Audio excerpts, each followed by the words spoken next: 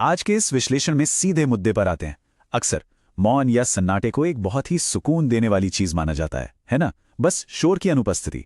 लेकिन आज इस मौन के एक बिल्कुल अलग और सच कहें तो थोड़े डरावने पहलू को समझने की कोशिश करते हैं। मौन कोई शांति का प्रतीक नहीं, बल्कि एक बेहद सोचे समझे मनोवैज्ञानिक हथियार के रूप में काम करता है, जिसे सामरिक मौन या टैक्टिकल साइलेंस कहा जाता है। बिना एक भी शब्द बोले पूरी बातचीत और इंसान को कैसे कंट्रोल किया जा सकता है, ये समझना वाकई दिलचस्प और हैरान करने वाला है। चलिए इस कॉन्सेप्ट की गहराई में उतरते हैं। इस कोट पर गौर करना जरूरी है। कभी कभी नियंत्रण करने के लिए कोई व्यक्ति जो सबसे जोरदार काम कर सकता है वो है बिल्कुल कुछ ना कहना। कमाल की बात है ना? यहां थोड़ा रुककर सोचने की जरूरत है। एक पूर्ण गहरा सन्नाटा, शब्दों का ये पूर्ण अभाव एक भारी और आक्रामक हथियार की तरह कैसे काम करता है। सुनने में ये एक विरोधाभास लगता है कि जो चीज कोई आवाज ही नहीं कर रही वो भला सबसे जोरदार कैसे हो सकती है। लेकिन सच तो यह है कि मनोवैज्ञानिक स्तर पर यह सन्नाटा किसी कान फोड़ने वाले शोर से भी कहीं ज्यादा असरदार होता है, क्योंकि यह दिमाग के अंदर अनगिनत सवालों और असुरक्षाओं का बवंडर खड़ा कर देता है। तो यहां सबसे अहम सवाल ये उठता है कि ये साइलेंट ट्रीटमेंट या मौन व्यवहार आखिर है क्या? ये महज किसी से बात करने से ब्रेक लेना नहीं है, बिल्कुल नहीं, बल्कि ये भावनात्मक जुड़ाव की एक सोची समझी वापसी है। इसका इकलौता और मुख्य मकसद है दूसरी इंसान के अंदर एक गहरी चिंता और हताशा पैदा करना। एकदम सीधी सी बात है, ये पूरी तरह से एक मैनिपुलेटिव रणनीति है। जब अचानक से हर तरह का कम्युनिकेशन काट दिया जाता है तो ये एक तरह की मनोवैज्ञानिक सजा बन जाती है, जिसे बहुत ही ठंडे दिमाग से लागू किया जाता है। अब देखते हैं कि ये चीज आगे कैसे बढ़ती है। ये पूरी तरह से एक स्टेप बाय स्टेप प्रोसेस है, जो किसी मनोवैज्ञानिक पतन या साइकोलॉजिकल ब्रेकडाउन की तरह काम करता है। सबसे पहले आती है सोची समझी वापसी, यानी अचानक बातचीत और इमोशनल कनेक्शन पूरी तरह से बंद। इस झटके से पैदा होता है दूसरा चरण, प्रेरित चिंता। दिमाग कारण खोजने के लिए दौड़ने लगता है कि आखिर हुआ क्या। फिर आता है तीसरा और सबसे दर्दनाक चरण, अदृश्य महसूस करना। ऐसा लगने लगता है जैसे अस्तित्व ही मिट गया हो। और आखिरकार ये सब ले जाता है चौथे चरण की ओर, मजबूरन माफी। बिना किसी गलती के भी सिर्फ उस टूटे हुए कनेक्शन को वापस जोड़ने के लिए इंसान हार मान लेता है। इस पूरी प्रक्रिया को समझने पर एक बहुत ही गहरा कॉन्सेप्ट सामने आता है, जिसे शून्य या द वॉइड कह सकते हैं।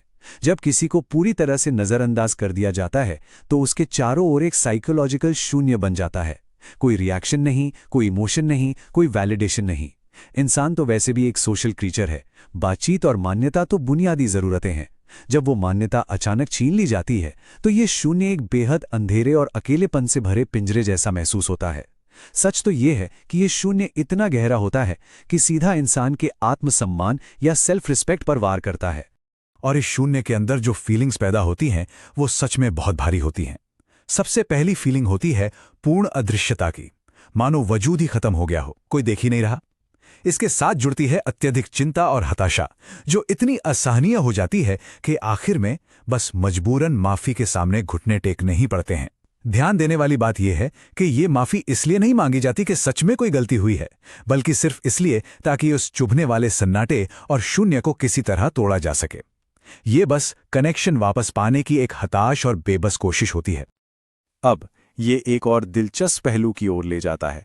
इस रणनीति का एक और, शायद और भी ज्यादा कंफ्यूज करने वाला रूप है सामरिक अज्ञानता, यानी टैक्टिकल इग्नोरेंस। ये एकदम पूरी तरह चुप रहने से थोड़ा अलग है, लेकिन उतना ही खतरनाक है। इसमें इंसान एकदम चुप नहीं रहता, बल्कि सामने वाले की भावनाओं को न समझने का नाटक करता है। यह सच में बचाव या बात को टालने की एक बहुत ही एक्टिव और अग्रेसिव परत है। यह सोचने वाली बात है कि जब लगातार अपनी भावनाएं समझाने की कोशिश की जा रही हो और बदले में सामने वाला जानबूझकर न समझी या कंफ्यूजन दिखाए, तो यह एक बहुत ही जोरदार साइकोलॉजिकल प्रहार होता है। तो इसका असली मकसद क्या है? यहां सबसे हैरान करने वाली बात यह समझना है कि इस सामरिक अज्ञानता का अल्टीमेट गोल क्या है। इसका लक्ष्य है इंसान को पूरी तरह से थका कर चूर कर देना।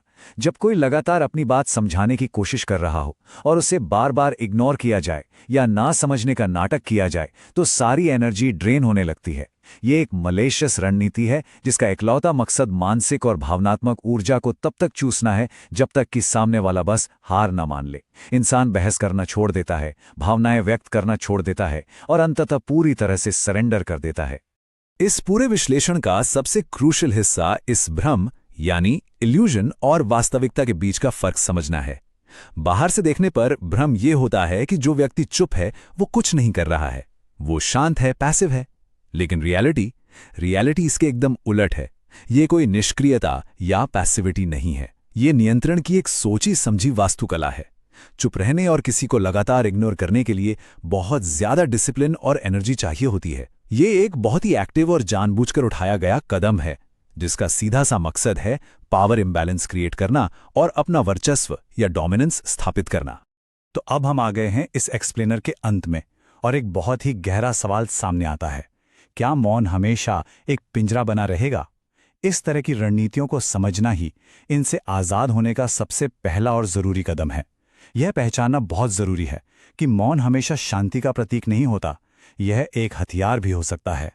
जानकारी और जागरूकता ही वो चाबी है जो इस पिंजरे का ताला खोल सकती है।